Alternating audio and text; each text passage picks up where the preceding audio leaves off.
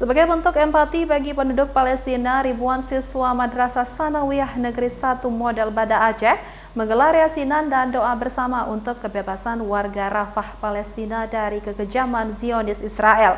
Aksi solidaritas ini berlangsung di madrasah setempat Selasa pagi. Lantunan surat Yasin dan doa bersama menggema di Komplek Madrasah Negeri 1 Model Banda Aceh. Kegiatan ini untuk mendoakan umat Islam yang ditindas Zionis Israel di Rafah, Palestina agar diberikan kesehatan dan ketabahan dalam mengarungi kehidupan yang pahit.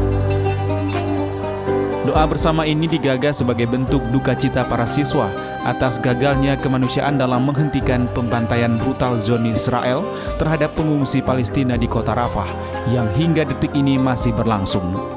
Selain melaksanakan yasinan dan doa bersama, kegiatan ini juga upaya menggugah rasa empati para siswa yang beragama Islam untuk saling mendukung serta mendoakan antar sesama dengan harapan dikabulkan oleh Allah Subhanahu wa taala. Dilaksanakan untuk membangkitkan rasa empati dari anak-anak bahwa apa yang dirasakan oleh saudara-saudara kita di Palestina ini bisa dirasakan oleh kita. Mengirimkan untayan doa kepada Allah, semoga saudara-saudara kita yang ada di Palestina yang sekarang sedang sangat-sangat menderita akibat serangan Zionis Israel itu bisa diberikan kekuatan oleh Allah, diberikan ketabahan.